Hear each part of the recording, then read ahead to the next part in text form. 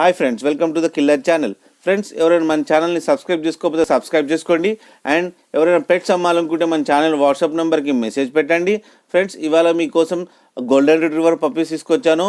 ఇవి హైదరాబాద్ దగ్గర చైతన్యపూరిలో అవైలబిలిటీలో ఉన్నాయి. అండ్ దీని ఓనర్ ఏమో 26K డిమాండ్ చేస్తున్నారు.